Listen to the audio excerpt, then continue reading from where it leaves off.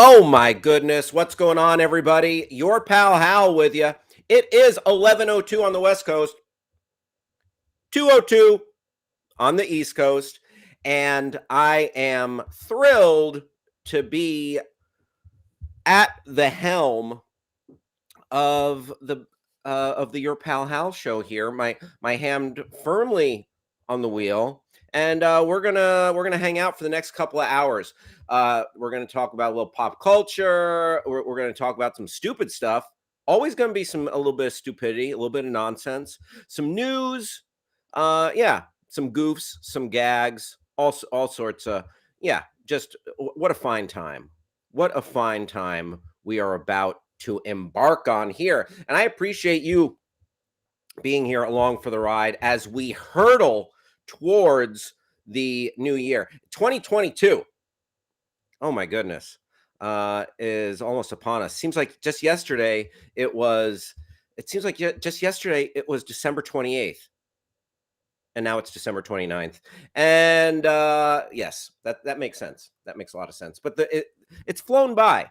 I mean, the whole pandemic has flown by. It's kind of like been like 2020 just on steroids, on growth hormones. Like it was just like, oh, we thought the pandemic, we might be coming out of it, and Delta, Omicron, etc. So, but yeah, it's all coming to an end. The year, not the world yet. And so I want to know how's your year been? If you care to comment, has it? I feel bad when I say, "Oh, you know what? The pandemic, not too bad for me," because it's like, "Oh, yeah, that's because it's everything around us. There's a lot of crap. There's a lot of terrible stuff. So I feel guilty when I say, "Oh, I've been living my best life. I learned how to bake bread. I have so many new hobbies. I can juggle, I can whittle. I have a couple of new hobbies. Not really. But I feel very fortunate that I have my health and that I've been okay during the pandemic, that I've been able to hang out with my dogs, my wife, and my first year of marriage was partially through the pandemic. So listen, my wife and I got through that without wanting to strangle each other. So that's a win. That's a big win. Uh, it's 11:05 now here at the home office in Southern California, and 2:05 in the East Coast, and 1:05 in Omaha, Nebraska. I'm excited to be with you. I'll be with you for 2 hours today. Real quick, first up, I got a fortune cookie here that I'm going to open, and let's read this fortune live on the air. Let's see what this fortune is going to be. Partially because I ran down, I am hungry, so I'm going to eat this cookie as well. And do you have any superstitions? I heard that the fortune doesn't come true unless you eat part of the cookie first. This is all nonsense. Yeah, I don't. Yeah, I'm just buying into things. Listen, you tell me something, I'll believe it. Okay, so eat part of the cookie, and my fortune. This came with my Thai food the other night. This fortune cookie. All right, your ability for accomplishment will follow with success. In bed? No. Your ability for accomplishment will follow with success. What is success? Is success financial gain? Is success the love of your family? Is success fulfillment? Yeah. So, not exactly sure what that means. My ability for accomplishment will follow with success. Thanks, fortune. Kind of a so-so fortune as far as fortunes go. Anyway, that is my fortune. I have a fortune cookie, and I would be very fortunate if you would participate in the show today. So let me tell you how that works. We are going to be hurtling through the internet, going through different topics, talking about nonsense and all sorts of stuff, news, pop culture. And if you want to comment on anything, or just tell me what you're up to, or just ask a question, you can talk to your smart device and get your smart device's attention, then use the magic word say, and you can throw in anything after that. So, smart device, say, my New Year's resolution is to become a black belt in Taekwondo.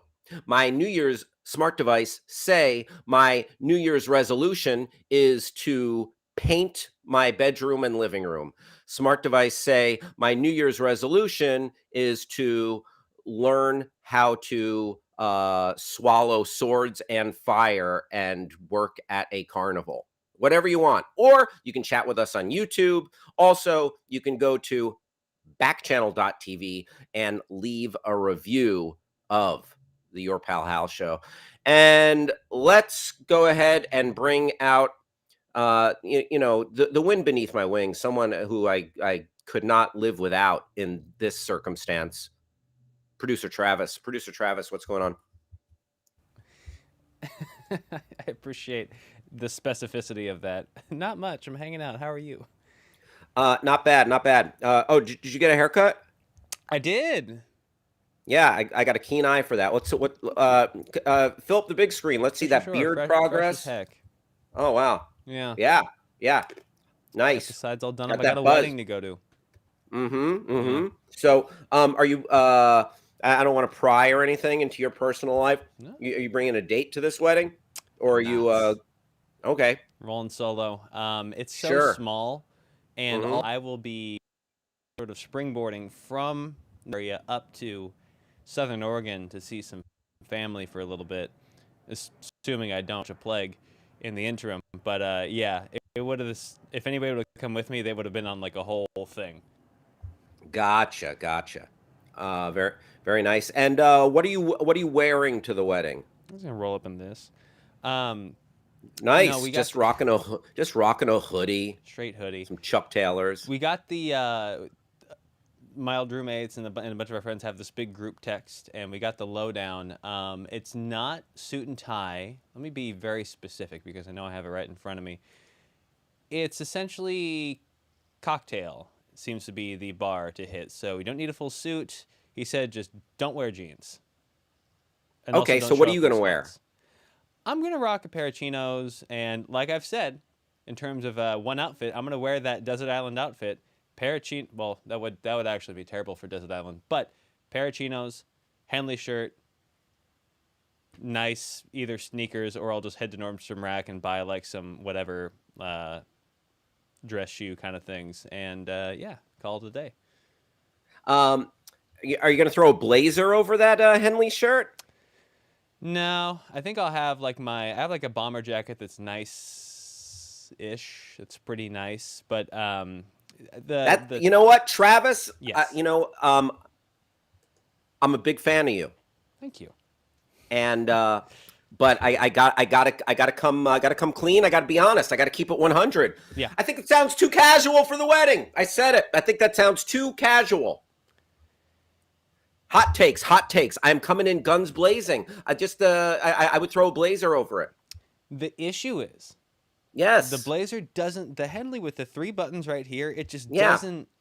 It doesn't rock. I've tried it. It doesn't work. Mm. So then, you would say, why not just put on the dress shirt and then put on the blazer? And I say, you know what? I got that text so long ago that I didn't bother to dry clean my blazer or the pants or anything. So it's not even an issue. Wait, what time are you leaving? You got time. You got time. Today's Wednesday. Now I'm leaving tomorrow. As soon as we get off tomorrow, 1 p.m., I'm hopping in my Scion XB and I'm going up the coast. Okay, okay. If you go, you might be able to do a same day like turnaround, like a 24-hour dry clean. Take it to the dry cleaner right after we get done today, and then I just don't want you to be caught unawares. I've been underdressed before. Listen, I often show up underdressed. I speak from experience. Okay, I often am the slob in the corner. I can respect. You know what? I think what I'll do is I'll have that backup. And when I get into town or the day before, because once we get off on Friday, I've got some dead Hmm. time between that and the wedding. Right? I'm gonna head to the Nordstrom rack that's right by my friend's house where I'm staying. Mm-hmm. And I'm Mm-hmm. just gonna go and see if inspiration strikes. Okay, because here's the thing. Hmm. Oh, what's up? My deal Barry coming in from Alabama. Melinda joining us in the Oh wow. stream from Arizona. What is up? Glad to have you here. Joyce, shout out to you. So yeah, Travis, I'm just because if you said cocktail attire, is that what you said? Formal That was cocktail? the What? word, but I don't know if even he knows really what that means. Okay, because Cocktail attire, parentheses, don't need a tie, don't need a full suit, just don't show up in jeans. mm, mm, yeah, the Henley. Listen, normally, listen as like it, if you were doing your casual billionaire wear, like, Hmm. on your own private island or whatever, day to day, show up to your meeting, but I think the jacket or the collar or something that just only the Henley. Yeah. So, but I'm not here to try to, push my politics on you, even though I am right now. So, You make a good point. You make a very I, good point. this all comes from caring, and this comes from like just decades of life experience. And my wife, when we made the wedding invitations, we Hmm. had kind of an inscrutable uh, uh, description of what the attire should be. I think Mm. it was like, I think my what was it? It was like Hollywood chic or something, or it was Hollywood like, chic? yeah, Whoa. or like, what was it? It was something like that, where it's like, geez, what the hell do I wear? Some people saw it and got excited, and some people saw it and were like, uh, I don't know what that means. You know what I mean? Yeah, yeah. This might fall into that category too. Yeah. But cocktail attire, that's a jacket. That's a jacket. Yeah. I'm seeing that too. In the meantime, I've searched cocktail attire, and then everybody says jacket, and I'm just like, ah, Yeah. Yeah. Travis, yes, I'm not trying to get in your head. Just I'm trying to help out a pal.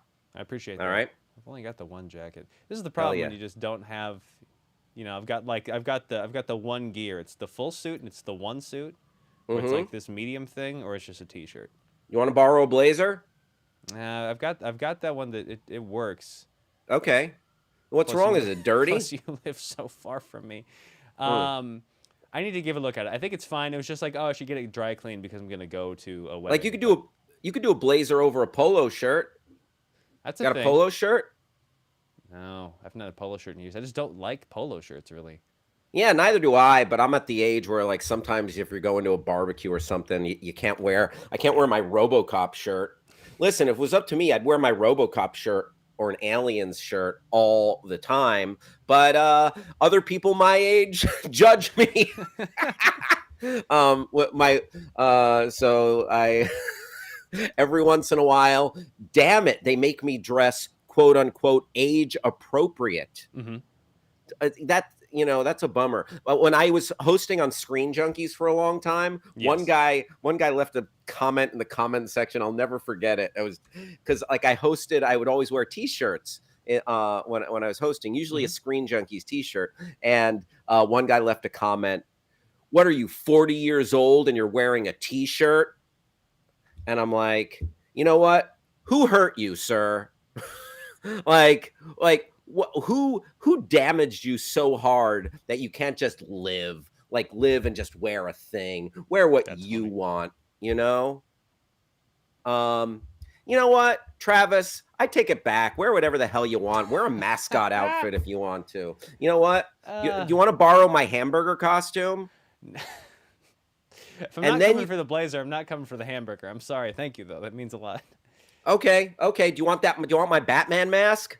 Like, show up That dressed though. as Batman. Like that wouldn't be the talk of the wedding. No, Like, that'd that be would be a pretty good. gift. That would be a Yeah. gift. Okay, I'm gonna ask you another question, Travis. Sure. Did you get these people a gift, a wedding gift? No, they have an online registry, and I Okay, just I just threw them $100 and said, you know, Have fun. Nice. Yeah. That's okay. That works. I thought For about the what I would online. want in that scenario, and I would want more than anything agency and resource. Mm. There you go. There you Yeah. go. Very nice. Travis, anything else? Anything else on your mind right now? Anything else happened in the past 24 hours before coming up, everybody? While Travis takes a moment to think, we're gonna be looking what's going on Twitter. We're gonna be talking about pop culture. We're gonna have some reviews coming up, and also don't forget the stupid stuff. Plenty of dumb stuff coming up too. I love nonsense. Listen. I am age inappropriate. I just like nonsense. Okay, I don't want to wear a polo shirt to the barbecue, but I will. Oh god. Oh, the prison of those 3 buttons. That polo shirt. Travis, what's going on? Now we covered it. This has been on my mind. I got a trip coming up. I'm just trying to prepare, trying to get some odds and ends wrapped up. So Step your game up, my young friend. Step your game up. all right. A collar or a jacket or both. All right. Thank you. I appreciate this. This is good Yeah. advice. Yeah. This has been another episode of Outfit Intervention. With Hal and Travis. Listen, Travis, I want a full report afterwards. I'm very much looking forward to it. I promise. Oh, and are you going to be Are you going to be still producing the show Friday remotely, or are we going to have? Oh yeah, I'm gonna be okay. live on the. I'm gonna be while I'm driving. No, I'll be all of my time away. I will be. It's not. It'll be a little. I just got the new background in too. Same me, different place. Okay, that works. And Travis, let's venture into the Twitter sphere or the Twitterverse or whatever you want to call it. Every day we just take a look at what's trending. Some days it's a feast. Some days it's a famine, and we just have to BS our way through a slow Twitter news day. But I got a feeling that today will be somewhere in between. All right, let's see what's going on. Roll Tide. Someone's my deal Barry, and I think this might be our friend Kobe in Alabama, says, "How are you, stupid?" What? Kobe, I'm simultaneously horrified and delighted by that comment. Because he's go referring. ahead. I think we may have called yourself stupid. And he was like, "How are you stupid? I don't get it." But Oh, I hope it's the other one. Oh, I just like to be self-deprecating. I like to make fun of myself. Oh, my homie down in Texas, Stacy, is with us. Stacy, glad to have you here. Always good to have Stacy. Thanks for joining us, everybody. Appreciate you being here for your Pal Hal show on Backchannel. It is 11:21 a.m. on the West Coast. It is 2:21 on the East Coast. All right, let's take. Oh, we had a couple of big losses. Couple of celebrities passed away, and major figures in sports and politics. First off, John Madden.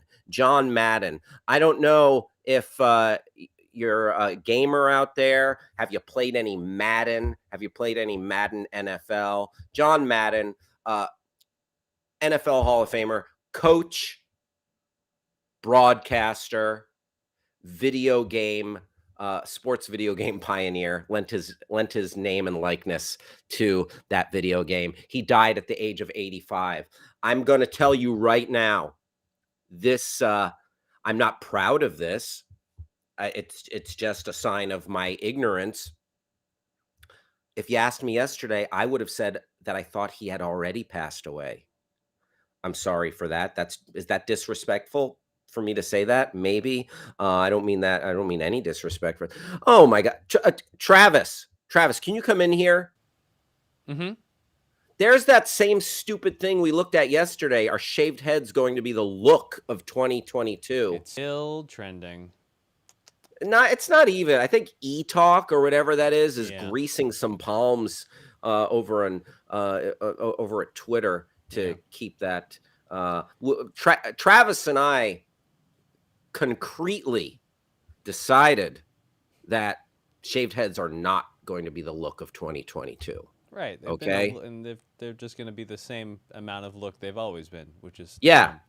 Yeah, rock a Yeah. shaved head. Great. Yeah. Don't want to rock a shaved head? All right, you do you. Exactly. Jeez. All right, let's read a little bit here what it says about John Madden.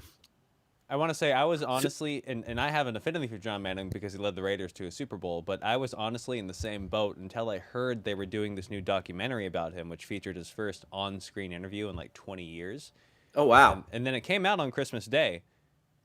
The documentary about him? Yeah, yeah. There's a new. They have him up in this big. It's really interesting. They have him up in this big, like dome, watching a bunch of interview footage of himself, and like old game footage, and talking about it. And apparently, it was really, really great. And I guess he was just waiting for a legacy piece, and it happened. And he was like, "All right, see you later." Perhaps he's like, all right, that's that's my time, folks. Oh, let me read that blurb that you just scrolled past there. Super Bowl winning coach and legendary broadcaster John Madden has passed away at the age of 85. He was a 16-time Emmy Award winner. Wow, that's a handsome shelf filled with Emmys. Member of the Pro Football Hall of Fame and the face of a multi-billion-dollar video game franchise. That's billion with a B. Jiminy Crickets. How many Maddens have there been? Do you play Madden? Not in a long time. Gotcha. How many Madden games have there been? I think at this point, let's see. How many Madden games are there? Also, I want to know, are you familiar with the Madden jinx? Yes. Yes. Can you look that up? Let's look up the Madden jinx. So, John Madden, just a giant in his field, and a major loss because he was beloved. He was a revolutionary broadcaster. Him and Pat Summerall in the CBS Sports football booth, the broadcast booth. They were just a dream team. Pat Summerall did the play-by-play. He called the play-by-play. All right. Brett Favre drops back to pass. He sees a wide open Randy Moss and touchdown. I don't think he ever threw to Randy Moss. Who was anyway? You know what I'm talking about. Yeah. 38 John Madden titles, by the way. 38. 38. That's way more. I would have said like 20. Way more than I expected. Yeah. John Madden was the color commentator, and he really just he broke it down, and he was just very human. He was very likable. Frank Caliendo did a good John Madden impression, by the way. The history of the Madden curse. Let's read this for a moment. This is kind of fun. So, what the Madden curse is: when you appear on the cover, when you are one of the best football players in the league, you're chosen to be on the cover of the Madden video game. They say, "Oh, good luck, because bad times will come your way. Trouble will befall the player who graces the cover of the Madden football game." So, more than 20 years into the iconic franchise's history, there's almost no escaping the Madden curse. Since Garrison Hurst broke his ankle in 1998, I remember that name. I think he was on the 49ers. In 1998, shortly after appearing on the cover of Madden NFL 99, most of the players who starred on the game's cover have suffered an injury the following season. Of the 22 players who have been selected to grace the cover of Madden games, 16 have had troubling or abruptly shortened seasons following their cover debut. Damn. Including several who suffered season-ending injuries shortly after their game hit shelves. EA Sports continues to dismiss any serious talk of a curse. Oh, wow.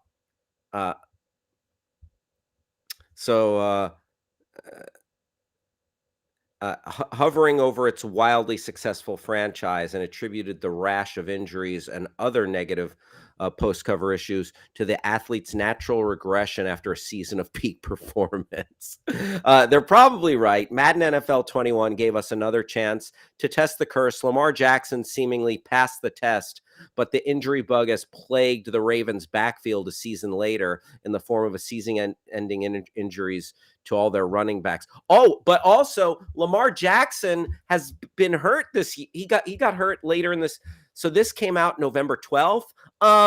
Excuse me, I have Lamar Jackson on my fantasy team. Dude got hurt. Dude has been hurt like the past month. Like, so like right after this came out, I'm going to say this article cursed him. Kansas City Chiefs quarterback Patrick Mahomes survived his first cover appearance in Madden. Yada yada yada. So yeah, the Madden curse. R.I.P. John Madden. Travis, we got a question for you. Yes. Are you going to dance at the wedding? No, Kobe it's not wants to going to be know. a dance wedding. It's just going to be a in Rob's parents' house in Lafayette wedding. Gotcha. Yeah, very Gotcha. small affair. How many people? Like 12, something like that. Oh, you know what? If it's that low key, you Mhm. might be able to get away with the Henley. Yeah, it feels more like a kickback than anything, and someone just happens to be getting married. Right. Who's performing the wedding? Is it someone who got ordained by the Church of the Emerging Light or something? I don't think so, but I'm not sure exactly. It'd be really funny if one of the other roommates got ordained for the sake of doing the wedding, but I don't know. We'll see. I'm sure they've got somebody. Gotcha. Yeah. Very cool. Also, we lost former U.S. Senator Harry Reid. Harry Reid passed away. If he is that anywhere on I'm gonna look for it real Twitter quick. I want there? to say if anybody wants to look for the documentary, it's called All Madden. All Madden. Where Debuted does on it air? Christmas. Fox Sports is apparently airing it, but I don't know. I wonder if it's gonna be on ESPN Plus. Well, I don't know if it'll be on ESPN Plus if it's Fox Oh, it's a Sports and Fox thing, ESPN right? Plus. Yeah. Duh. Oh, Peacock. There you go. Interesting. Available to stream and will re-air on TV. Yeah, seems cool. Harry Reid. Let's take a look. Were you a big Harry Reid guy? Huge Harry Reid head. I was a Reid head. There we go. Eating a little more of my fortune cookie. That was kind of a lame. Did you hear my fortune earlier, Travis? I missed it. I heard the superstition. You know what's funny? I've heard a variation on the superstition. A friend of mine, actually the one who's getting married, told me you have to eat the fortune itself. And I was like, what? What? You have to eat a piece of paper? Yeah, right? And I'm like, well, that feels like a proper bargain for, like, essentially a wish or whatever. I guess. That's a little intense. I'm not eating this piece of paper. Mm-hmm. That's just silly. But no, what was the fortune? My fortune was your ability for accomplishment will follow with success. It's just so vague. Yeah. And I guess fortunes are meant to be kind of vague, but like what is success even? Right? Is that the respect of your peers? Is that fulfillment? Is that is it money? So there you go. Let me just read this blurb about Harry Reid. Oh, look at him. He's ready to knock you out. The former five-term U.S. Senator and Nevada's longest-serving member of Congress passed away at the age of 82 on Tuesday. His wife, Landra Reid, said in a statement, Reid served as a senator from 87 to 2017, as majority leader from 07 to 2015. There you go. Harry Reid, former U.S. Senator, RIP. Let's see what else is trending here on Twitter. Oh, okay. This is kind of dumb, but we'll have to consider the source on this one. National divorce is trending on Twitter, and I unfortunately clicked on that, and yeah, the results were unfortunate, but not surprising. So, noted dumb person Marjorie Taylor Greene tweeted, all possible in a national divorce. Oh, so she was responding to a tweet. Let's see the tweet she was responding to. I support actively discriminating against transplants like this through legislation. They shouldn't be able to vote. Okay, so they're talking about people who flee like from a blue state to a red state. And she said, and they're talking about just like limiting their rights, which is frightening and completely antithetical to everything that this country is based on, and hundreds of years of precedent. So she said, all possible in a national divorce scenario, limiting their rights. After Democrat voters and big donors ruin a state like California, you would think it wise to stop them from doing it to another great state like Florida. Brainwash people that move from California and New York really need a cooling off period. Yikes. So the key thing here is a national divorce scenario. That's the last time we had a national divorce. It was called the Civil War. And it's just, this is such dangerous rhetoric from a dumb person who believes in conspiracies and space lasers, Jewish space lasers, as she said. So yeah, it just idiotic. Scroll up if I could see the tweet. Let's see some other information on uh, na- oh, national divorces. National divorce is GOP code for secession and civil war. This is what they want, the destruction of the United States, all because they can't get over the fact that their orange loser lost the election. Take these traitorous threats seriously. Yeah, I mean, you shouldn't really, when you're a member of Congress and you start joking about this stuff, it is dangerous because we just had January 6th. We're coming up on the 1 year anniversary of a day when people from the right attacked the Capitol to try to stop a the democratic process. So yeah, uh, this is some just wild stuff, dangerous talk from, again, a bona fide idiot, Marjorie Taylor Greene. Uh, there you go. Some real clown behavior, from Marjorie Taylor Greene, and not surprising, not surprising. Chris Tucker, trending. Ice Cube was saying that they offered Chris Tucker $12 million to come back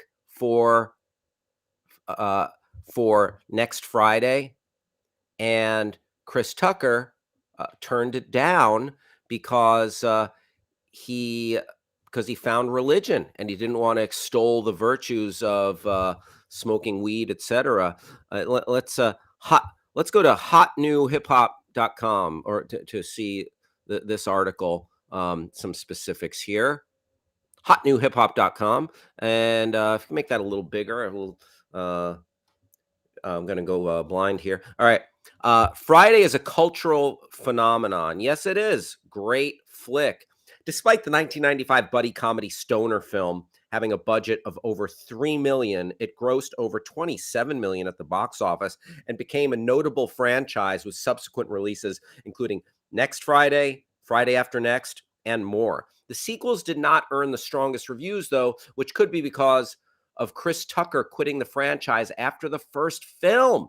This week, Ice Cube is speaking out about Chris Tucker's departure from the film series, explaining the reason why he turned down the spot in Next Friday after it was rumored he quit because of money.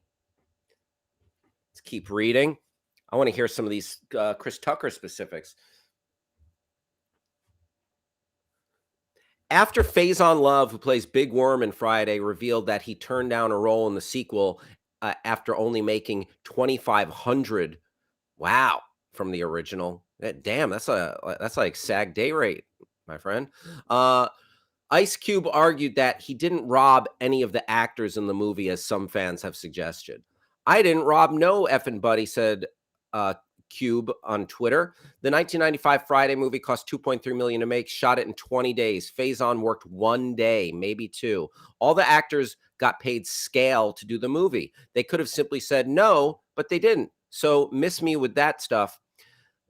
When somebody responded to that post by saying they thought Chris Tucker quit Next Friday over money, Cube responded, that isn't the case. Here we go. We were ready to pay Chris Tucker 10 to 12 million to do Next Friday, but he turned us down for religious reasons, said Cube. He didn't want to cuss or smoke weed on camera anymore. There you go. There you go. So Listen, he turned it down for principle. He that it he had a code of ethics that he wanted to adhere to. There you go. Although, what's interesting, and I have no idea what the deal with this is. Chris Tucker apparently was on Jeffrey Epstein's flight log, and he went on a trip, like a humanitarian trip, on Jeffrey Epstein's plane with Kevin Spacey and Bill Clinton in the 90s. Travis, have you heard about that? You know about this? No, I know so little about the whole Epstein thing. I chose to opt out of that mentally. Yeah, it's a real just unsavory just sewage dump of information and of a situation. So yeah, you're not missing much except just tabloid fodder. And so um, we got, by the way, shout out to Han who joined the stream. What's up, Han? Coming to us from Texas. Also, we got Stacy in Texas. Kobe is here with us, and Debbie in Iowa. Very nice, very nice. Oh, do I know Friday? Yeah, I really like. I've only seen the first Friday movie. Have you seen any of the Friday movies, Travis? Yeah, you're good at stopping there. They're Yeah. fine, but Friday is an unassailable classic, and everything else is all right. Yeah, everything else is by Felicia. And really, Chris Tucker was, the X factor in that movie. Without his dynamic there, and Mm-hmm. it's unfortunate, but people, yeah, Yeah, bummer, but good absolutely. for him for living his best life. Sure, sure. So there you go. We got a little light shed on Chris Tucker and why he did not appear in subsequent Friday films. Here's another topic trending. Introverts was trending. Travis, just the word introverts. Travis, are you an introvert or an extrovert? How would you describe yourself? The latter, who has become the former more and more, but at heart, no matter what, I believe myself pretty extroverted. Pretty extroverted. Yeah. Gotcha. Uh, yeah, I feel like it depends when you catch me. If you put me on stage and put a microphone in my hand, I'll just be a loud, annoying idiot.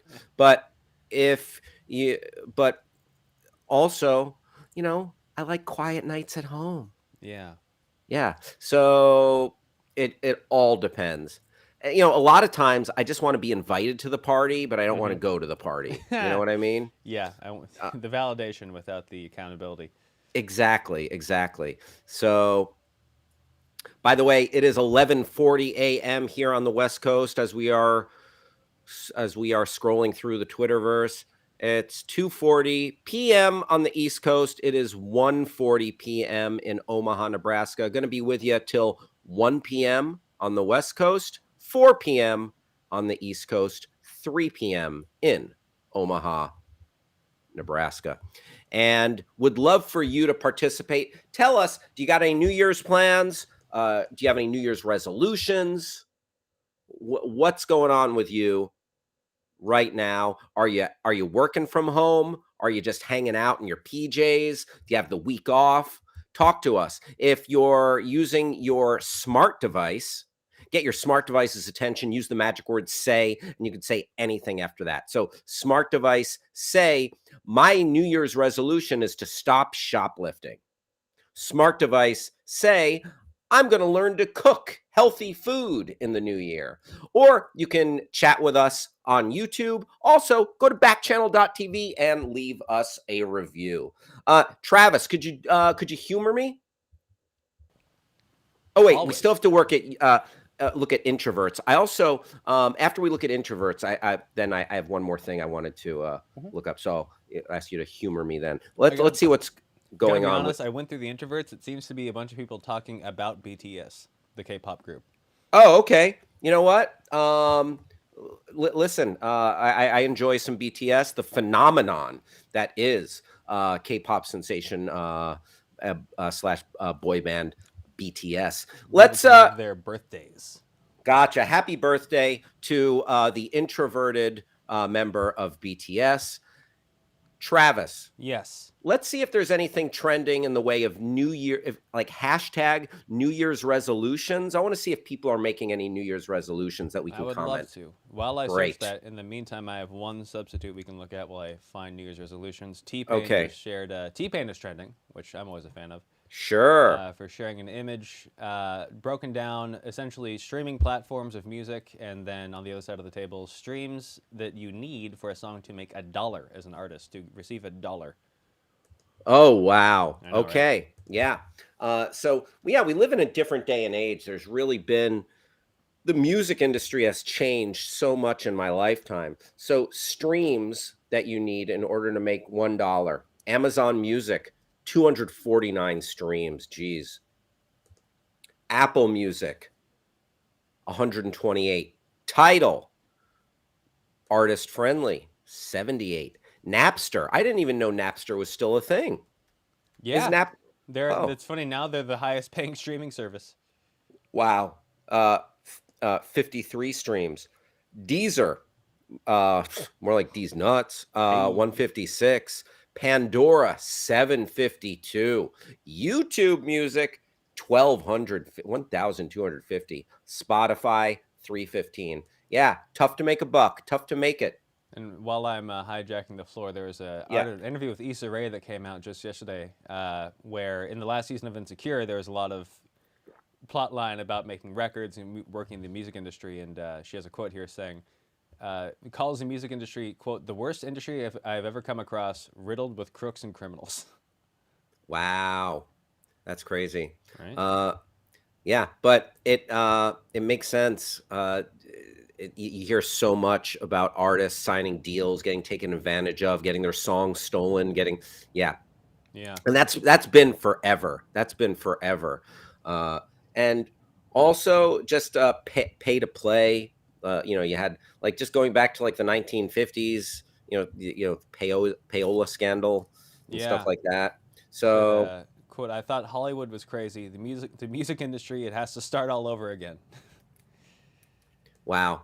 Uh, so uh, Let's see. Kobe says he loves BTS. Kobe wants to travel, and then asks again, how are you stupid? And it's like again, I'm just self-deprecating. I'm a goof, but you know what? I enjoy. I just enjoy goofing around. So yeah, that's me. All right, New Year's resolutions. Here we go. Let's take a look at some people's New Year's resolutions. Stop making effort with people who don't make effort with me. Yes, Emily Brown, you go, you live your life, put in what you get out what you put in, etc. New Year's resolution: stop being allergic to cats. Right? If only it was that easy. Only, if only. But maybe come over to the other side. I'm a dog guy. You know, I dogs, get yourself a hypoallergenic, like a non-shedding dog. There you go. Uh, good. Yeah. The Lincoln Project with a political resolution. Yeah, something involving the OAN network. Yeah, cancel OAN is a good New Year's resolution. Keep scrolling. New Year's resolution: post more. Yeah, post more of your sick gains. Look at this, bro. Oh, hell yeah. Like looking fit, my dude. Post those sick gains in 2022, dog. Um, New Year's resolution, I think, stay away from negative people. They have a problem for every solution. It's true. It's true. Like, you know, you hang out with enough people who are giving you negative energy, it seeps in. It seeps in. You kind of get in what you kind of get what you surround yourself with. So positivity goes a long way. Positive people goes a long way. I absolutely feel that. Oh, and that comes from Albert Einstein. Wow. Um, you know what? If Albert Einstein says it, must resonate. That guy, bright. New Year's resolution, ignore low ballers. Give my time to people who will actually appreciate it. Return the same amount of energy that is given by people. Okay, I think we're kind of getting like a trend here, similar to some other stuff we read. Very nice. New Year's resolution to document more of me being pretty. Oh, sweetheart, we love it. We love it. You go, girl. Like, yeah, enjoy. Toot your own horn. Do it. Toot toot.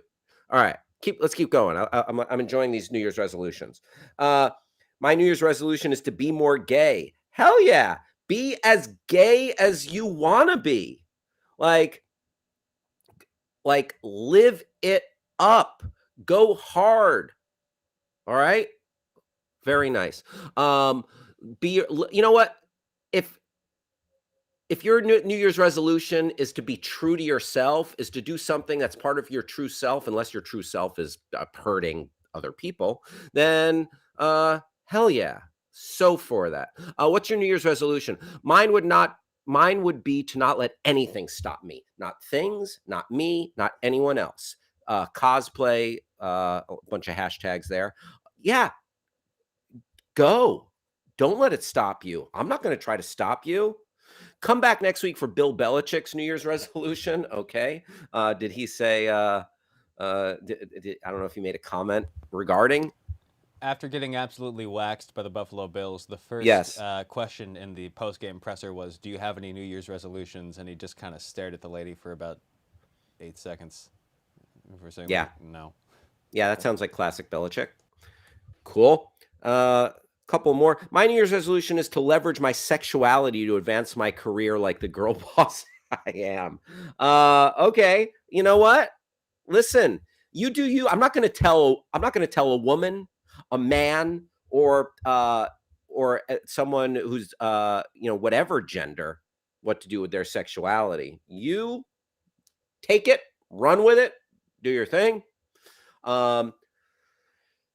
Don't wait until 2022 to get right with God. Working on your relationship with Him isn't a New Year's resolution. It should be a daily thing. Start today. The time for salvation is now. So I respect that, but do you. Don't try to make me do you. That came out weird, but you know what I mean. You do you. But yeah, that's a positive message overall. So enjoy. It's time for a solid New Year's resolution. My goals for this year: don't die. You know what? That's setting a low bar, oftentimes. But that being said, do we sometimes you feel good when you just appreciate, when you have gratitude for what you have. So just having gratitude for life instead of saying like, oh, I don't have the car I want. I don't have the bank account that I want. I don't have the sneaker collection that I want. I don't have the job that I want. Appreciating life and just like the simplicity, the lovely simplicity of it. So there you go. There you go. And continuing on these New Year's, we got some good New Year's resolutions here. My New Year's resolution is to remember someone's name 5 seconds after they tell me. I do that all the time. I feel, and it kills me because I feel like a real dunce. When I'm at a party or like working with someone. And I'm like, what's your name? They tell me. And it's like, whew, whew, in one ear, out the other, gone. Like literally a second later, I'm like, what? I did not focus for that moment to just grab their name, hold it for a moment, look at it, remember it. Yes, blunts and blondes. Thank you, blunts and blondes. Congratulations on your interests, by the way, which I guess are in your Twitter handle. Calden says, my New Year's resolution is to stop being a stupid idiot. Right? That's what I was talking about. That's a self-deprecating New Year's. Number one New Year's resolution: do a full Schitt's Creek rewatch. Okay, you know what? Again, low bar, very possible. A time commitment. Good show. Very good show. I haven't watched the whole thing. I've watched a bunch of it, though. Enjoy the hell out of it. I mean, Catherine O'Hara and Eugene Levy. Come on, you're not going to do much better. And the entire cast. New Year's resolution season at the gym next week. Oh, wow.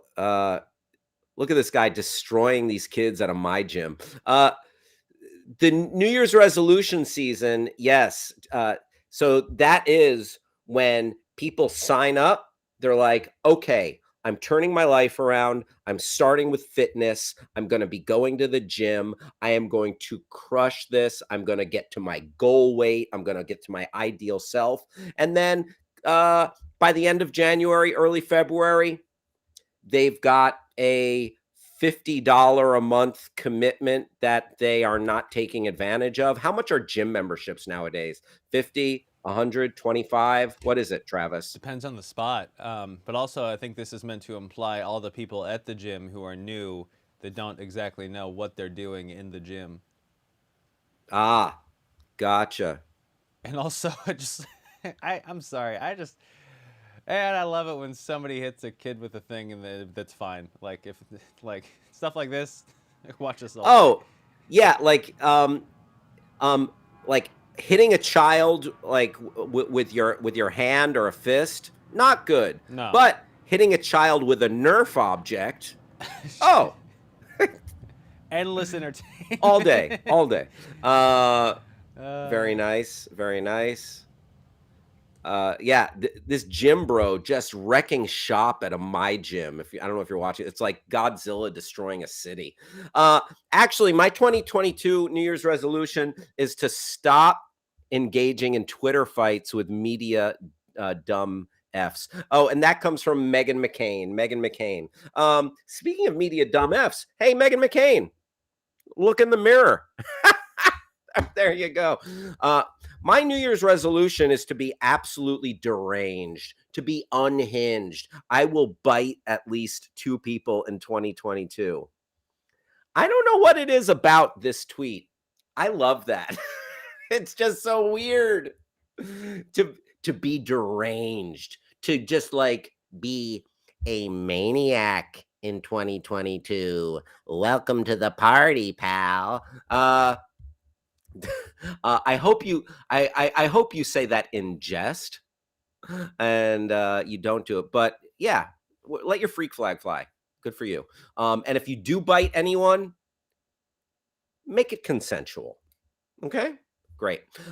Don't be disheartened if you don't quite get your New Year's resolution like I did. You still have a lot of time to turn it around. And here's a gentleman who, who just looks like he hit the gym, tightened up, looking fit, good sir, looking fit. Aaron Yeager, scrolling.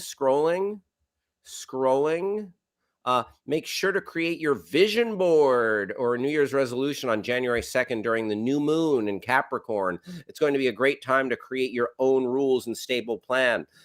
Hey, Travis. Yeah. And I asked this to all the listeners and anyone who's hanging out with us. Are you a student of astrology at all? Do you partake? Do you dabble? I have so many friends that do. My Right. extent to it is it's interesting to look at as something to inspire self-reflection, but I do not believe that constellations dictate my life.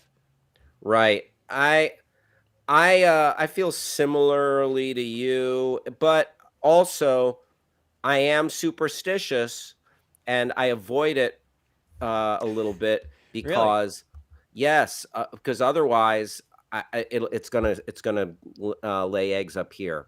It's gonna live up here, and and I'll just be like, oh great, it says I'm going to have a terrible month, and so now I'm just Right.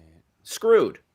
Now I'm Yeah. just now I'm just like I'm screwed. I'm effed.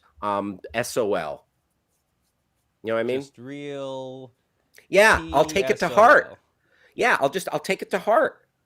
Yeah, no, I feel it's and that So I'm like, becomes I avoid. it's a self-fulfilling prophecy. Yes. And I do that. Listen. I do enough chasing my tail as it is when it comes to negative thinking and then going down the rabbit hole with it. And so I don't need to get negative news from the stars and then incorporate that negative news in my life. I just want to Mm, try to think positive and just keep trudging forward without a potential curse from the stars.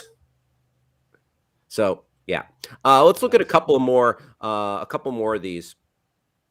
My 2022 New Year's resolution is to develop Taylor Swift's level of productivity. Sure, sure. Who's more productive, Taylor Swift or The Rock? The Rock. Yeah, Yeah.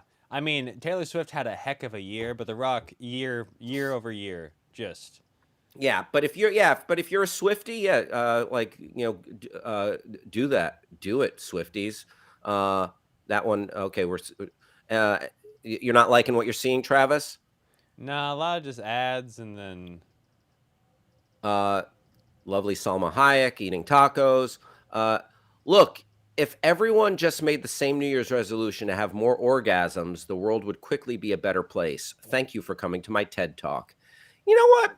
I mean, yes and no. Yes and no. Yes. Yes. You know what? Yes. couldn't hurt, I guess. Yeah. Yeah. Wouldn't hurt. Wouldn't hurt. Everyone just embrace taking care of yourself, treating yourself, allowing yourself to enjoy things, allowing yourself to have pleasure. Yeah, so that's not a bad thing. Makes All right, it is 11:59 on the West Coast. It is 2:59 on the East Coast. Going to be with you till 4 p.m. on the East Coast. Going to be with you till 1 p.m. on the West Coast. And now it's time to dive into back into the Twitterverse and do a deep dive, a Twitter account deep dive. So every day we pick either an account, a hashtag, or something, and just go down the rabbit hole with it. We found a really fun Twitter account to explore and to maybe foster some interesting conversations. And this is this Twitter account is AITA AITA underscore online. AITA underscore online. And that is, am I the a-hole? Am I the a-hole? And this is an independent account, not affiliated with the very fine Reddit subreddit. DMs open. Follow donut interns for polls. Okay, so here's the thing. All right, uh, this account, and we're going to read some of these, and we're going to get into this. And Travis, I would love for you to jump in here and mix it up with us as well as we open up these conversations.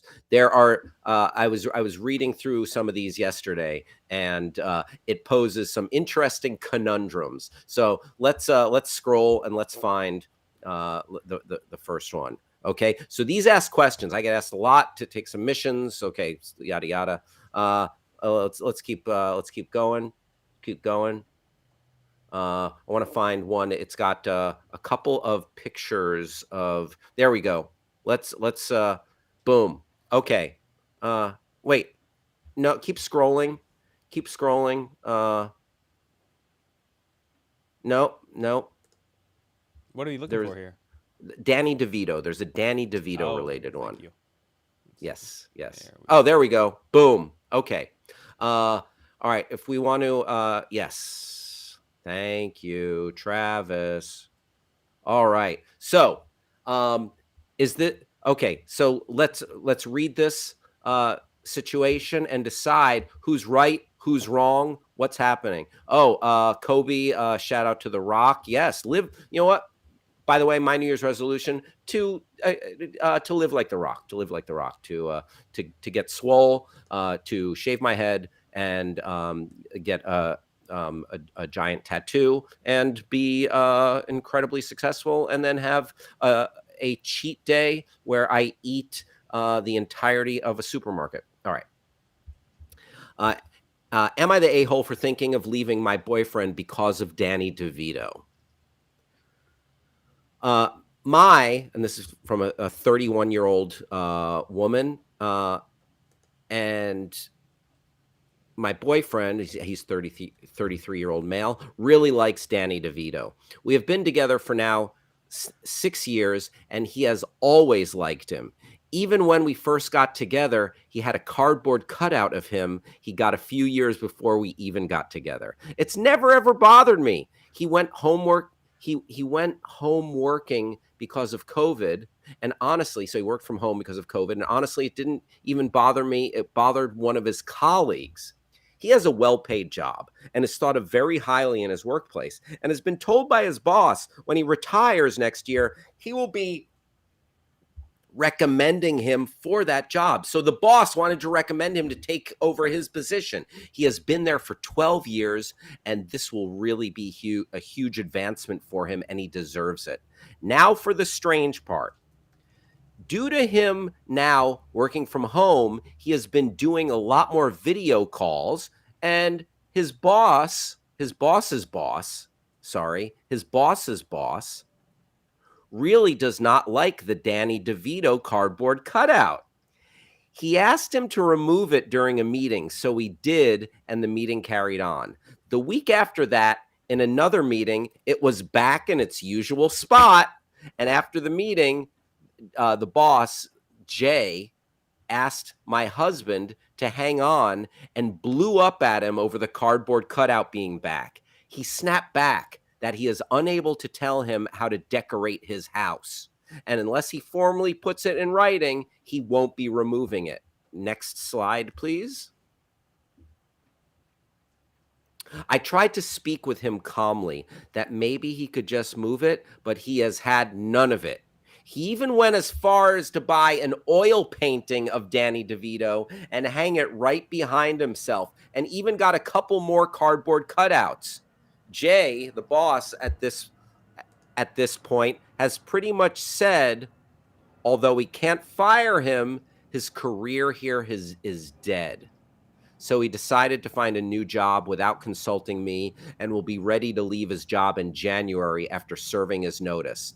I tried again to speak calmly with him, and he just blew me off and said he isn't staying somewhere who values the decoration of a room over the quality of his work. At this point, I absolutely blew up at him and called him out for how childish he's actually being. I'm honestly not sure who he is anymore because of this, and I'm genuinely thinking of leaving him. We haven't spoken in a couple of days, and honestly, an argument has never lasted this long. I'm I might be the arsehole because I should have maybe took his side, but am I the a-hole? Travis. Wow, a lot to chew on there. So here's the thing, it's tough. Does you're working from home? This is your space. Can your boss tell you move the thing that is in your space? Mm. And There's please, I would love to hear anyone's thoughts. I would love to hear anyone's thoughts on this conundrum. Should this guy have gotten rid of the Danny DeVito cardboard cutout, or should he be able to live in his freedom and keep that Danny DeVito cardboard cutout? Maybe making the work environment a little too lighthearted, adding a little, adding a little wrinkle, adding a little quirkiness there. Let us know. You can talk to us by talking to your smart device, using the magic word say, and putting it and saying whatever you want after that. Smart device say, keep DeVito. Smart device say, lose DeVito. And you can also you can chat with us on YouTube, and feel free to go to backchannel.tv and leave a review. So, Travis, here, why don't you take over the big spot? I'm going to step away for a moment, but tell us your thoughts on this situation. Sure. More than happy to. So, if you were to ask me, this is interesting. Obviously, your boss shouldn't have say over what you have in your home, your decoration. And there's a good argument to be made about whether or not your home office is technically your office. Obviously, these are extenuating circumstances. Nobody is in the office in this case because of, force majeure. However, I've been having an argument with myself. Not an argument, but I've been doing a lot of thinking over the past year. Whenever I find myself compelled to disagree strongly with something or to want to do something else, I have to ask, sorry, plane. I ask myself, is this a problem of practicality or is this a problem of principle? Is this a practical problem or is this a principled problem? Now, that doesn't mean one is inherently more or less valid than the other, but in this case, I think it's fair to say that it's not a practical problem. You can move the cardboard cutout isn't serving any real functional purpose. So this means more than likely it's a principle problem. And if that's the case, do you want to lose your job over it? Me? No. Yeah. No. For Yeah. instance, That's interesting. I like the way you phrase that, Travis. That is it a practical problem or is it a principled problem? Is it a nuts and bolts logistical thing? Or is it something that's coming from your heart and mind? yeah. And at the end of the day, listen, you and I have been going through this very thing I mean, this is a little bit different because we are creating content here to be seen by people, but we're talking with our bosses, powers that be here, as far as what the background in our homes or rooms look like, but it's apples and oranges, a different situation. Right. Also, I'm interested. What is this guy's? Is this the boss's problem with Danny DeVito specifically? And how did that get to that point? How did that relationship get so tenuous? Yeah, right. Did something very bad happen to him while he was in the middle of watching an episode of Always Sunny? Who knows? But I think it's more like just kind of gleaning like what the boss might think. It's like that is weird and distracting looking in the background. I would think was probably that's just conjecture Right. at this point, but like weird, distracting, yeah, potentially could be could be the issue there. But yeah, at the end of the day, I think I would just move the Danny DeVito cutout. That's what I would do. But this guy, he's got his principles. What's important, live life with what's important to you. So if his principle, if he's not going to be able to sleep at night if he moves the Danny DeVito cardboard cutout, Kobe says keep it. Kobe says keep it where it is. Ooh. Yeah. So yeah, but then you lose your job. How much do you need that job? Like this guy it seems like he has the luxury of doing this. If he was a father of 3, he might not have that, and had just mouths to feed. Maybe he would not have that luxury. But if you can do it, do it. But also it's not just causing the rift at work. It's causing a fissure in his relationship. So that's an interesting aspect. But you want to be with someone, you want to be with a partner who supports your decision, who understands you in that way. So, but at the end of the day, I'd move the cardboard cutout. Yeah. I would just move it. That's it. Yeah. Maybe try to talk with the boss. And if the boss didn't get it, yeah, all right, I'll move the cardboard cutout. Whatevs. Let's check out another one let's check out the first one, the first conundrum that came up on this Twitter feed.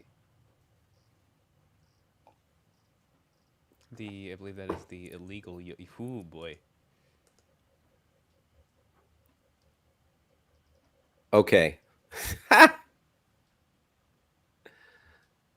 So this is another one that it's a girlfriend asking about if she's wronged her boyfriend. Let's take a look at this. Am I the a-hole for throwing away my boyfriend's potentially illegal yogurt collection? I was I'm not that familiar with, like, I'm just wondering what an illegal yogurt collection is. So I guess this will hopefully bring all of that to light. I'm a 29-year-old female. My boyfriend is a 30-year-old male. We've been living together for 2 years in a little studio in a very expensive big US city. My boyfriend grew up rurally with lots of space, enough to collect all kinds of things. He collected action figures and video games. Yeah, same. And all the normal kid stuff when he was young. But as he grew older, he became interested in more unusual things. As a teen, he had 8 guinea pigs of different types from different breeders. Since Tide Pods were released 7 years ago, he's saved one of every kind of Tide Pod. He's got a big box of international variety of electric insulators. Those little ceramic hats that power lines wrap around on power poles. He's not a hoarder. He's usually neat. He's just used to having lots of space for his bizarro collections at his parents' ranch. He has 2 big rooms full of containers of weird and impressive things. He recently became interested in yogurt. He's always hated dairy products until about a year ago. He not just started drinking milk and sharing ice cream with me, but he's found a love for yogurts. So now he collects them, of course. The problem is that they're perishable. So until earlier today, our little 550 square foot studio contained about 2,100 cups of yogurt. Gross. It comes in tons of varieties, different types, flavors, textures, containers made by different companies in different countries. This is like crack to my boyfriend. So he tried to pretty much save a sample of everything he could find. Yuck. Uh, to be continued here.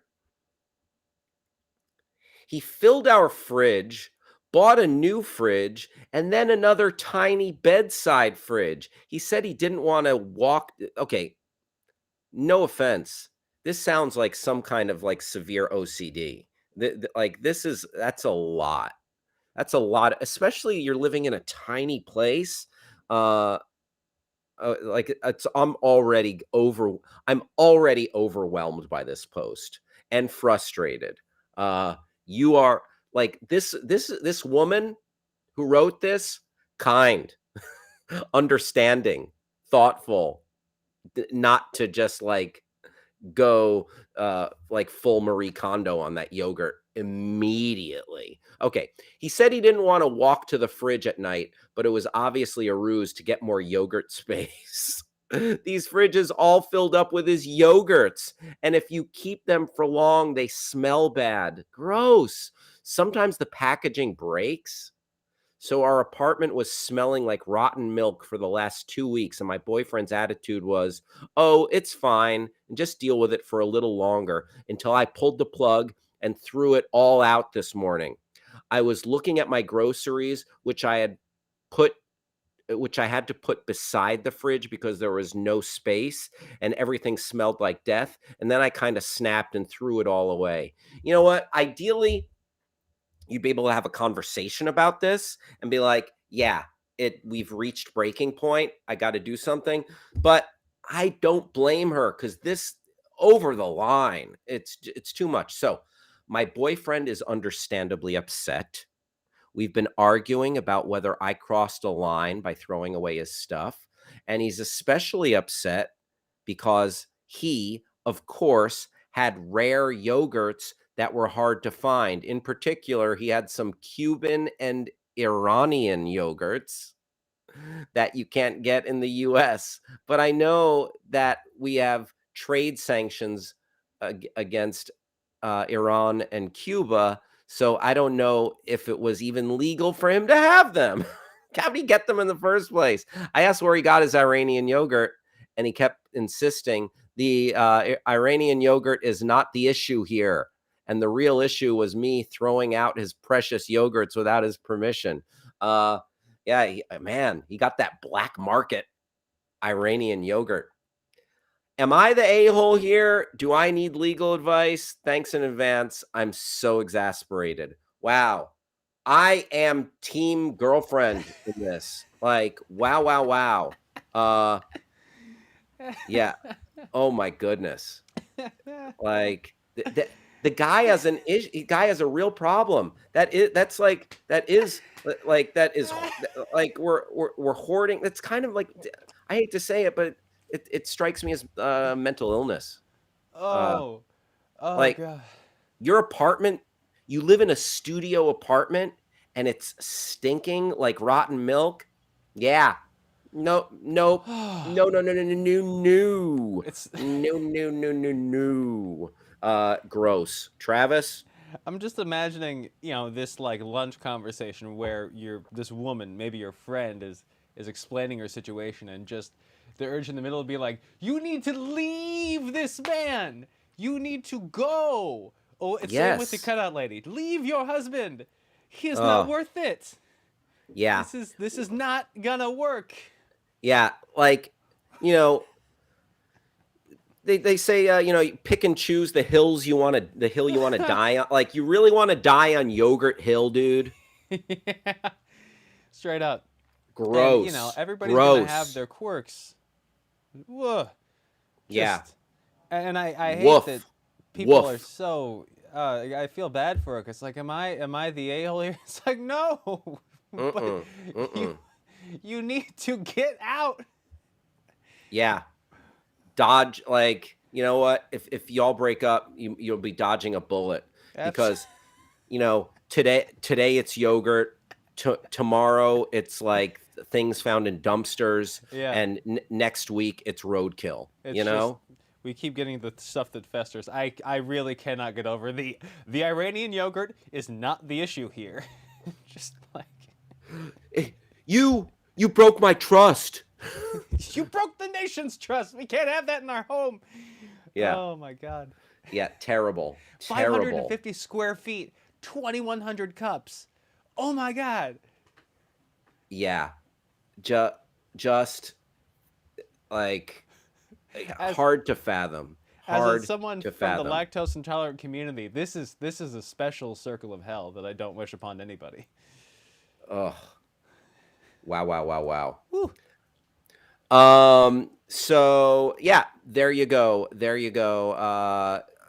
You know what? I think in both cases, Travis and I have weighed in, gavel down the boyfriend. Boyfriends are a-holes. The Oh, boyfriends are the a-holes. oh yeah. Oh, this is great. We gotta do this again. This was fun. Yeah. Good stuff. Good stuff. It is 12:20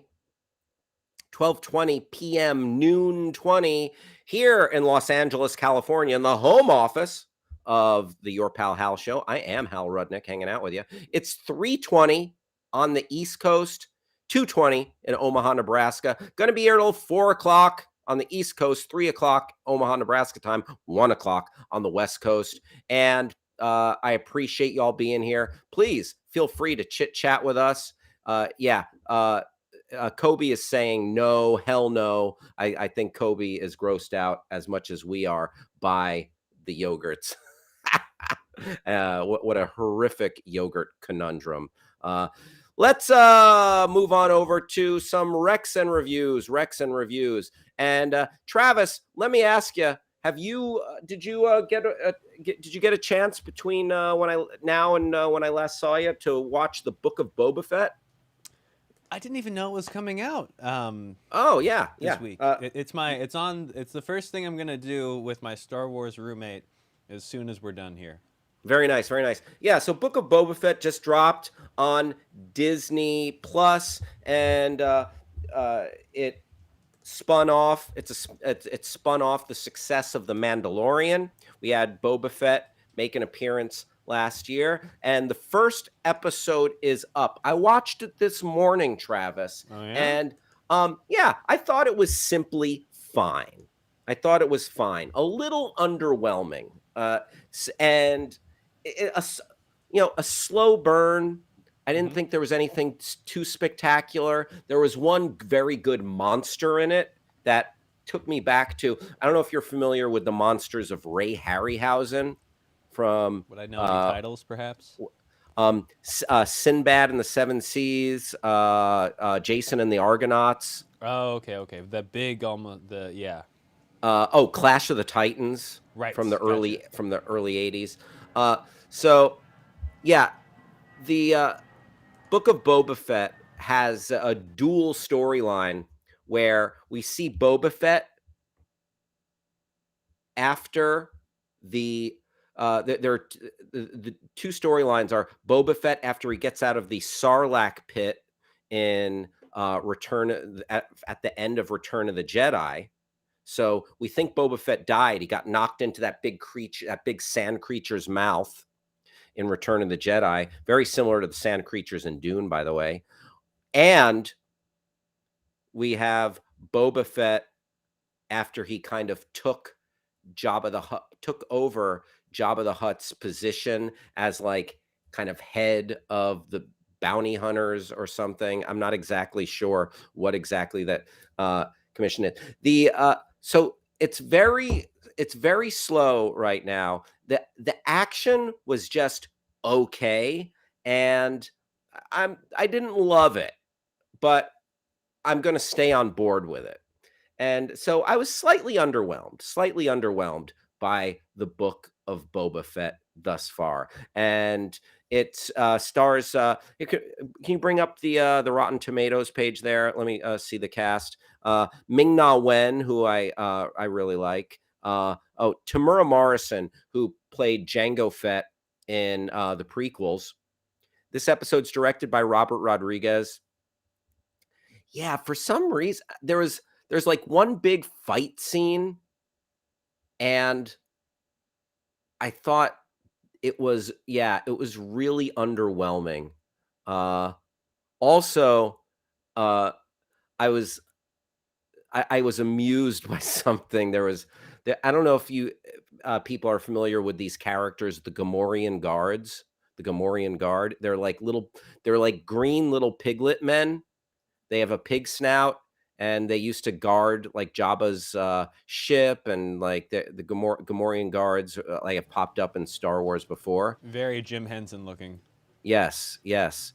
Uh, I just enjoyed that like these two. There are two Gamorrean guards, and they're shirtless, and I was just thinking like, oh, these two chubby guys got a good gig. They're two because they're just chubby guys with wearing these pig masks essentially, and that just amused me. That's That funny. that just amused me. To yeah, like score for these chubby guys. Yeah, takes all kinds. Yes, absolutely. So let's see if there are any reviews posted on Rotten Tomatoes. Any blurbs. I enjoy reading those blurbs.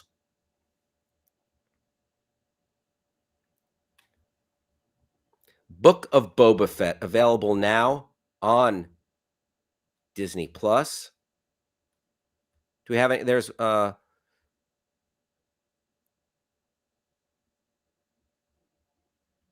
one. In the same way we could have John Wayne and Clint Eastwood, it appears we can have Boba Fett and Mando. So sure. Like you can have other cowboy movies. You can have other Mandalorians. Uh, here's some audience Yeah, reviews. we'll see what the people have to say. Yeah. Great start. Answers question about Boba Fett's past. Fight scenes are realistic and don't portray Boba as OP, similar to the Mandalorian. He has a lot to learn still. The Tatooine City scenes were fantastic. It's nice to see new locations in a familiar setting. A proper Star Wars cantina was fun.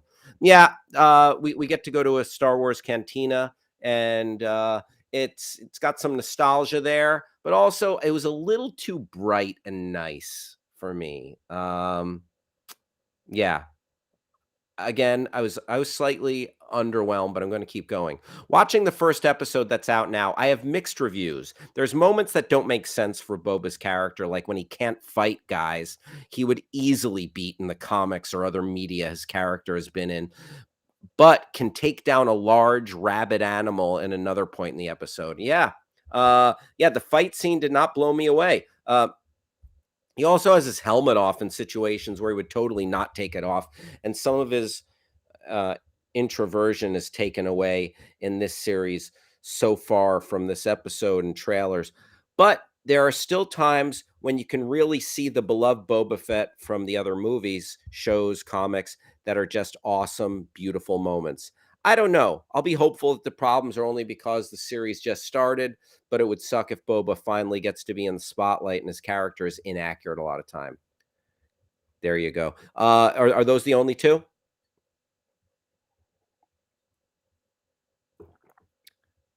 Great. Book of Boba Fett chapter 1 was great. Terrific start to the series. Perfect mix of flashbacks and tell. Yeah, I do like the dual timeline is the best aspect because you get to go back and forth and see okay, when he was when he was presumed dead coming back from that and now when he has power what he's doing with it. Looking forward to the remaining 6 episodes. I recommend the series for any Star well, sure, recommend it for a Boba Fett fan. Here's a review that only gives it 3 stars. That was a 5-star review. Is Disney Plus trying to kill cool Boba Fett? Boba gets beat up the whole episode. Why make a show about Boba Fett if the guy never dresses as Boba? Uh, Fennec Shand, his sidekick, is cool and seems to be a way better fighter than Boba Fett. Very disappointed. Disney is ruining the Star Wars franchise. Oh no! I wouldn't go that far, but yeah, again, underwhelmed. I think Boba Fett is supposed to be like a world class badass, and he just, yeah, I don't think it delivered on that. Okay? So those are a few reviews, and again, like, yeah, I'm closer. Like, I'd probably give it about 3.5 stars out of 5. Yeah, closer to 3. I didn't think it was terrific, but absolutely giving it a chance. And I, they were in here's the one thing I'll say about the cantina scene. It just rings in my ears. The lines from Obi-Wan Kenobi in the words of Obi-Wan Kenobi ring in my ears. And he described the cantina as the uh, a wretched hive of scum and villainy. So much so, or not only is that true, well, there's a bar in Hollywood, California called the Scum and Villainy Cantina. That's what it's about. The cantina we went in the Book of Boba Fett, it was bright, it was chill. It was like a freaking uh cheesecake factory. Like it was a little too upbeat, you know? So, yeah, was not feeling that. Yeah. So let's hope Book of Boba Fett gets a little bit more gritty, and Boba Fett starts kicking dudes' asses because yeah, the fight scene was underwhelming. There you that's my 2 cents on the Book of Boba Fett. But I'm gonna keep watching. I'm gonna keep watching. Didn't totally turn me off or anything, but I'm just like, hmm, okay, okay. Uh it is 12:31 here with your pal Hal. Now I'd love to cruise through you know, end of year lists abound. And yesterday we looked at the top some of the top movies of the year according to Metacritic. And today I would love to look at some of the top TV shows uh, according to Metacritic. The year end uh, top TV shows 2021. Let's see here on Metacritic. Best TV shows 2021. All right. I've got a list here. Travis pulled that up. Great. So let's start at number 30 and just like work our way down. Start at number 30 and work our way down there. We'll start at number 30, if you don't mind. Great. Thank you, sir. Apologies, I was confusing the score number with the number of show, and it was a whole thing. Yes, yes. Listen, no worries. So let's go through some of this. Loki. Loki was one of the best Disney Plus Marvel shows. Really enjoyed Loki. Well done. It introduced Alligator Loki to us. The Loki was a success. That's number 30. Schmigadoon. So much fun. I only watched first couple episodes, but I would absolutely go back to it. That is available on Apple TV Plus. Schmigadoon. It's a real send up of just the happy-go-lucky musical genres, musicals of like the 1950s, but combined, you take like the love of musicals and put a modern day sensibility on it, and it is funny as hell. Keegan Michael Key and Cecily Strong from Saturday Night Live are awesome as the leads here, and they cast real Broadway actors in this parody of like these upbeat 1950s style musicals. So essentially, Schmigadoon, it's a takeoff on like Seven Brides for Seven Brothers, Oklahoma, Brigadoon, obviously Brigadoon, about finding this enchanted Irish village. Well, Schmigadoon, Keegan Michael Key and Cecily Strong stumble upon this little village that is living every day as a musical, and some real dumb insanity ensues. A lot of fun and really fun send up of that genre. Dope Sick, very much liked this show. A little over the top, but it does a good job in just depicting the evil of Purdue Pharma, who had a huge hand, huge responsibility in the opioid epidemic. Michael Keaton is very good in this. Michael Stuhlbarg is great as the evil Richard Sackler, the head of the Purdue Pharma, who introduced the drug OxyContin, which created just a real scourge. And Rosario Dawson is really good in that as well. Pose, I haven't watched, but I hear great things. Bo Burnham, Inside, worth checking out. Just a great time capsule and very funny comedy special about life in the pandemic and quarantine and being inside. And there's some great comedy songs in there, some real bangers. Insecure is beloved, with Issa Rae. We were just talking about her, and that's very fun, very fun. Insecure, I believe the show is coming to an end, and it's a beloved show. Evil, less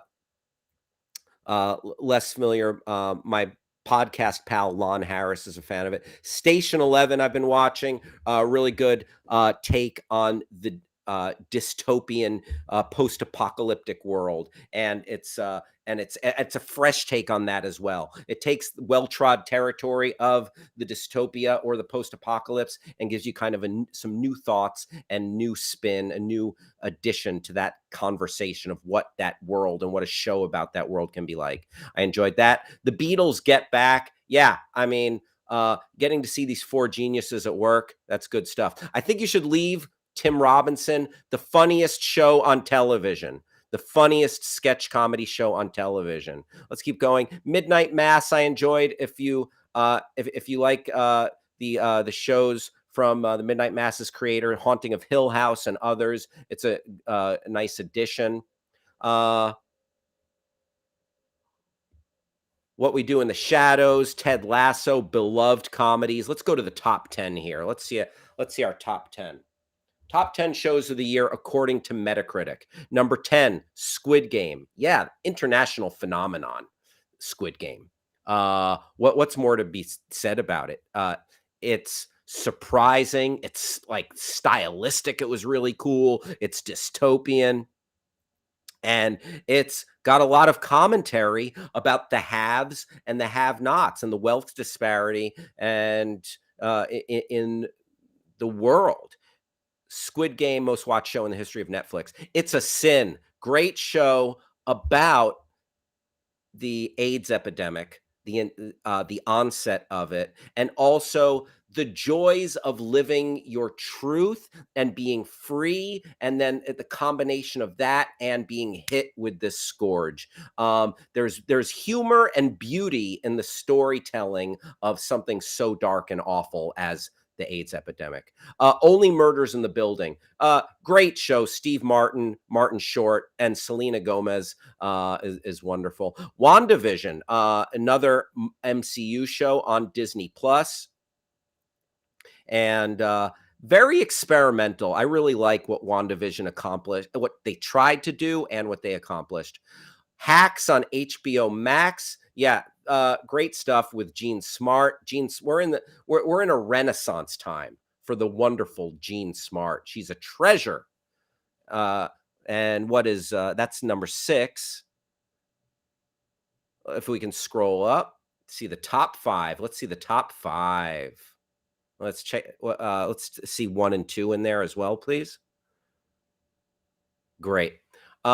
Number 5, Reservation Dogs. Reservation Dogs is a wonderful show on FX that follows a group of kids on Native American reservation in Oklahoma.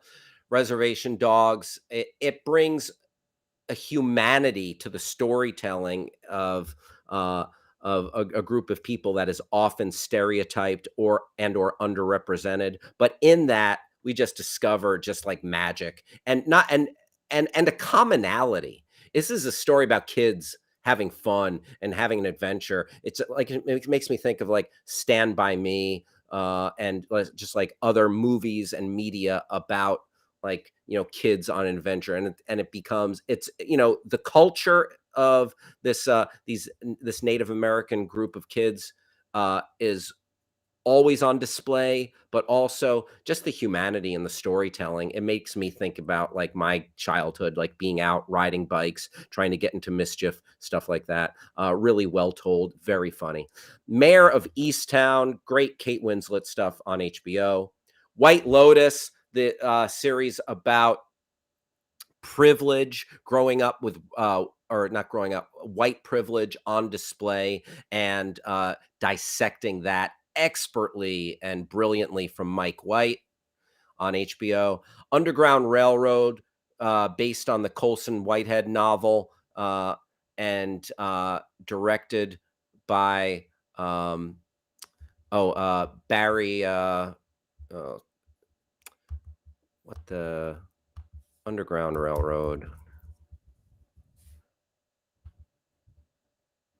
Oh, Barry Jenkins, yes, who directed Moonlight and um, and I why is Barry Jenkins rest of his filmography escaping me? But anyway, Underground Railroad, brilliant, heavy subject matter, expertly handled. Barry Jenkins is a master of his craft. And number 1, Succession. Succession, which is just some of the most brilliant writing on television. Just unlikable characters who you cannot stop watching. I have no problem with Succession being number 1 here because it's just it is a phenomenon at this point, and uh, really engrossing, well done, addictive show. There you go. So this is Metacritic's top 30 shows. A lot of good recommendations. If you haven't seen some of these shows, absolutely worth checking out. Shout out to Juanita who joined the stream. Juanita, thank you for being here. It's 1240 on the West Coast. It is 3:40 on the East Coast. And right now, let's switch gears and let's jump back into some untapped territory. of yesterday's question. We have a segment called "Wrong Answers Only." Wrong answers only. So our question for wrong answers only yesterday, we asked you to tell us, wrong answers only, what will the name of the next COVID variant be? What will the name of the next COVID variant be? And we got a lot of answers. We got a lot of answers. And I'm going to jump into the. I'm going to jump into the answers that I got on Instagram. The answers that I got on Instagram. And here we go. Here we go. Rip City Simon, my pal Rip City Simon, says the pelvic strain. That also sounds like something you could get from exercising incorrectly. The pelvic strain. Again, wrong answers only. What is the name of the next COVID variant? Wrong answers only. The name of the next COVID variant. The Logan Paul variant, says Jay Arando Arroyo. The Logan Paul variant. Yes, that is a sickness and an illness and many other things. The Logan Paul variant. I like that. Next one, Optimus Prime. I think we might have had that when we were going through our Twitter answers yesterday. Optimus Prime. A lot of people said Omicron sounds like a transformer. Agreed. Zoltan. Zoltan. Is that the Zoltan? Is that the that's the machine from Big Zoltan. I like that. The Zoltan variant. Ooh, this one's a little scary. The afterlife variant. The afterlife variant. So does that mean that variant is going to send us to the afterlife? I hope not. That is from Oxalis EXE. The Giant James says the Ching Chang Walla Walla Bing Bang variant. Ching Chang Walla Walla Bing Bang. There you go. The Trevinator says Chungus. Big Chungus variant. Okay. Manuel J. Galvan says the FOOK space MI variant. I'm not going to say that. I'm not going to say it out loud because it sounds like bad words. But the FOOK MI variant. Boz Shot this is a shout out to something I did on the Schmodown years ago. The Justice Bot variant, very nice. Drummond Rebel is a shout out to a comedy character I do. The Eric Jennifer variant. Good job. Good job. That's a little taste of Eric Jennifer. Pedro Goff says the next variant will be named Mike. Hey, what's up, Mike? Next one, Phi, continuing in the Greek letter tradition. Steve. Hey, I'm the new variant. What's my name? Steve. Kang the Conqueror, maybe. The next variant, Fatty Acid from Evan Jaffe. Fatty Acid variant. Okay. The Karma Camellia variant from Jerry Horror. Karma Camellia variant. Also acceptable, the Culture Club variant. Karma Chameleon. Natalie Guerra Art says the Zigga Zig Za variant, like the Spice Girls song. And she puts the whole thing here. The Zigga Zig Za, like the Spice Girls song. They will sue COVID. COVID will lose. World will heal. Now that would be amazing if the Spice Girls were able to take COVID to court and sue them, thus ending the pandemic with a lawsuit. If COVID was an entity that could be taken to court, we I think we would have already, but I love that way of thinking. And finally, last but not least, this is a good one. This is a good one to end on. What will the name of the COVID variant, the next COVID variant be? Wrong answers only. Karen. I think we have had I think we're surrounded, just going by my social media timeline and what I see on it. I think the Karen variant has reared its head already. But yes, that would be apt for the times we live in. Those were more of our wrong answers only. It is 12:48. Now we're going to shift gears and go to a little bit of this or that, this or that. And I polled Twitter today with this or that. Travis, is it possible for you to find my Twitter poll and bring that up? So the question was, what do you prefer? What are you more interested in? Cryptocurrency or cryptozoology? Travis, you feel free to go ahead and click on whatever interests you more, and then let's see where we're at. So cryptozoology is the study of of mythical creatures or zoo animals, animals that are fantastical. So like Bigfoot, Sasquatch, the Loch Ness monster, the chupacabra, Mothman, all that stuff. Cryptocurrency, yeah, it's the name of the arena. Dogecoin, Bitcoin, others. Travis, go ahead and click on one and let's see where the poll is at. Is it possible to click on one? There we go. Whoa! Not even close. Cryptozoology. The people have spoken. They want their cryptozoology. Shout out to Jonathan who joined the stream.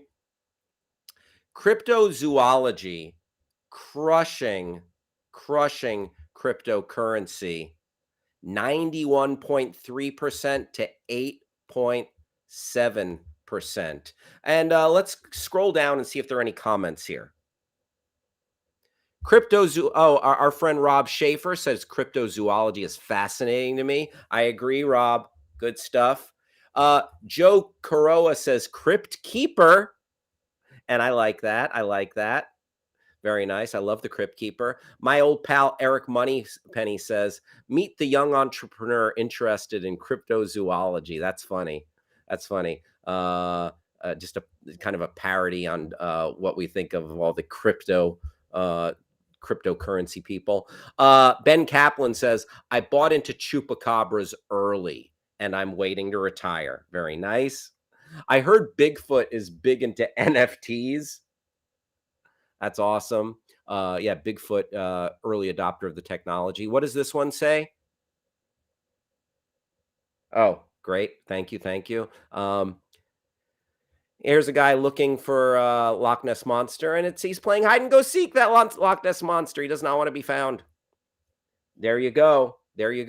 So the public has spoken. Travis, any other thoughts or commentary on our this or that?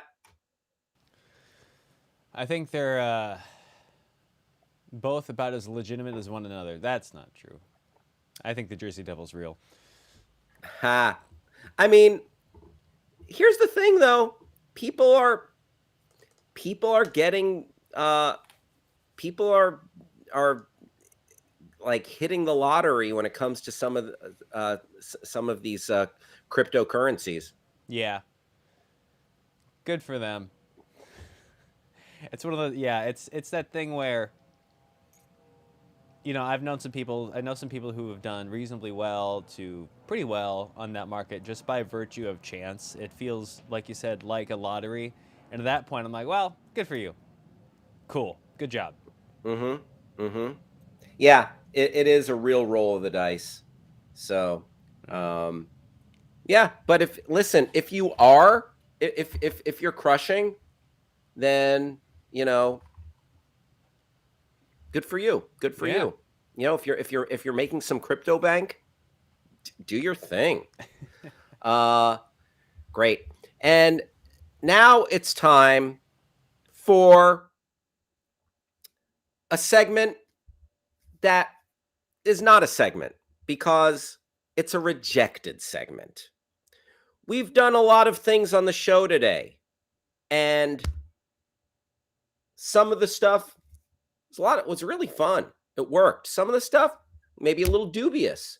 This this segment, this rejected segment was not good enough to get in the show. And you might be saying, "Wait, there's a segment that wasn't good enough to like you easily could have swapped it." Hold your comments. All right. Today's rejected segment is Hal reads the back of packages that are sitting on his desk. Like, so it would have just me, so I got this, I had to get a USB port, and like I have this package that the USB port came in, and like that I would have read the back of this. Or like I have a little packet of a Purell wipe, and it like reading the back of this package. No one wants to hear me read drug facts, active ingredient, uh, ethyl alcohol, 62%, purpose, anti, uh, uh, Hey, Hal. antimicrobial. Uh, One sec, I'm reading the back of this package. Right. Use hand sanitizer, help reduce Well, bacteria I, on the skin. I don't mean to. Warnings. What I, is it? What is it, well, Travis? it's we're we're doing the segment. We're doing the segment. Doggone it! The rejected segment was Hal reads the back of packages and things that are on his desk, and I just was wanting to give you a taste of like what it would have. And I doggone stumbled right into doing the darn segment. Yeah. I'm sorry. Travis, I'm sorry. I feel like I do that sometimes. It's been happening. You know, it's I feel like that is not the first time I've done that within. not the fifth time we've done that. Here's a receipt. 10 boneless wings. No, we can again. Oh. We can. Gosh darn it. All right. I apologize to everyone for doing a bad segment. Okay? A rejected segment. That's a crap note to go out on. But we'll do it anyway. Hey, I had fun hanging out with y'all. What a good time. What a good time. Thank you for spending some time with your pal Hal. I appreciate everyone who was here, especially my pal Kobe down in Alabama. Roll Tide. I appreciate the folks at Backchannel for hosting this fun cavalcade. Thank you. Thanks to producer Travis for holding it down and lighting the way through the darkness of the live stream. And everybody, I will be back tomorrow at 11 a.m. Pacific time, 2 p.m. Eastern. Come on back for more fun, for more goofs, for more gags. We'll talk some movies, we'll talk some pop culture, and we'll also have some goofs and some jokes. Until then, be safe out there. Thanks for hanging out with us. Bye bye.